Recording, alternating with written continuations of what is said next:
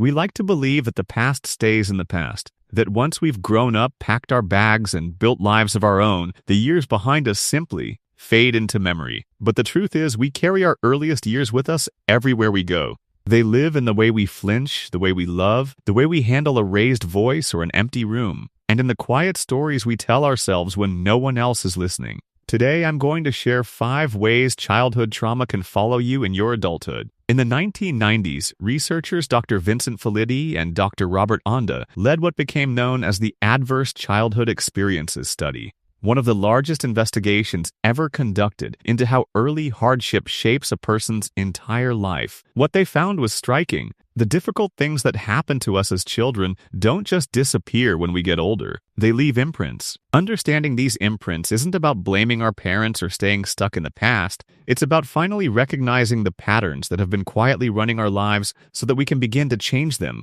Number 1, the hypervigilant. The hypervigilant often grows up in a home where safety felt unpredictable, where a calm afternoon could turn tense in an instant, and they never quite knew which version of a parent they would come home to. As children, they learn to read the room before they even step into it, scanning faces, voices, and footsteps for the first hint that something is about to go wrong. The core driver here is a deep, unspoken belief that they must stay alert in order to survive. So they become experts at anticipating other people's needs and moods, always one step ahead, always braced for impact. As adults, this shows up as a body that never fully relaxes. They struggle to switch off, they mistake calm for the silence before a storm, and they feel quietly exhausted by a world that to them always seems on the edge of falling apart. In order for the hypervigilant to feel safe again, they need to slowly teach their nervous system that rest is allowed, through grounding, steady routines, and relationships that prove over time that not everyone is a threat.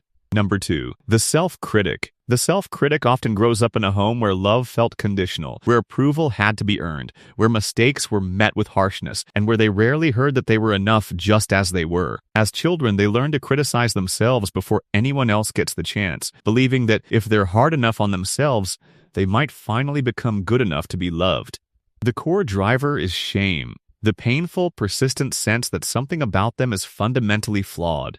Over time, this becomes an inner voice that narrates their days, magnifying every failure and quietly dismissing every win. As adults, they hold themselves to impossible standards, they struggle to accept a compliment, and they often feel like an imposter no matter how much they achieve. But that cruel inner voice was never really theirs to begin with. It was borrowed from the people who raised them. In order for the self-critic to find peace, they need to practice self-compassion, speaking to themselves the way they would speak to a frightened child, and slowly learning that worth isn't something you have to earn. Number 3, the guarded. The guarded often grows up in a home where the very people meant to protect them caused them pain instead, where trust was broken early, and where closeness came tangled up with hurt. As children, they learn that depending on others is dangerous, so they build walls and quietly decide that it's safer to rely on no one but themselves. The core driver is a fear of being hurt again, a belief that vulnerability is a door they simply can't afford to open. As adults, they may keep people at arm's length, struggle to let anyone truly know them, and pull away the moment a relationship starts to feel too close for comfort. Others might call them distant, or hard to read, or cold. But underneath the walls is often a person who longs for connection deeply and is simply terrified of it. In order for the guarded to let love in, they need to take small, deliberate risks, sharing a little more than feels comfortable, and discovering, one moment at a time, that the right people will hold what they share gently. The overwhelmed. The overwhelmed often grows up in a home where big feelings had nowhere to go, where no one taught them how to name what they felt, or sat beside them while they calmed back down. These kids are left alone with emotions far too large for them to manage on their own, so they learn to either bottle everything up tightly or get swept away by it entirely. Their feelings were never met with steadiness, so their inner world never learned how to settle. When they grow up, this shows up as emotions that swing between extremes, numbness in one moment, and complete flooding in the next. A small setback can feel catastrophic, and they may shut down entirely just to get through the day. At times, it can feel as though they are at the mercy of their own emotions. In order for the overwhelmed to find balance, they need to learn that feelings are signals, not threats. Pausing to name what they feel, breathing slowly through the wave, and trusting that even the hardest emotions eventually pass. Number 5, the caretaker. These kids often grow up in a home where they had to grow up far too fast, where a parent leaned on them for comfort, or where keeping everyone else happy was the only reliable way to keep the peace. As children, they learn that their own needs always come last, and that love is something you earn by giving endlessly. They have a quiet fear that if they ever stop being useful, they'll be abandoned.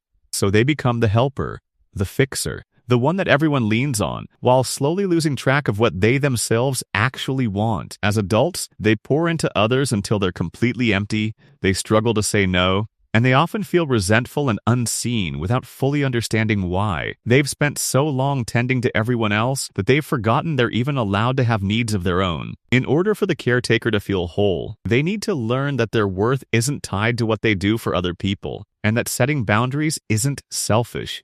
It's how they finally begin to care for themselves, too. Which of these patterns do you recognize in yourself? Remember, none of these imprints are life sentences. They're simply the ways that a younger version of you learned to survive. And with patience, support, and a little self-compassion, every single one of them can be gently rewritten over time. If any of this feels close to home, know that you don't have to untangle it alone. Talking to a trusted person or a professional can make all the difference. Which pattern resonated with you the most? Share your thoughts with us below. Let's connect.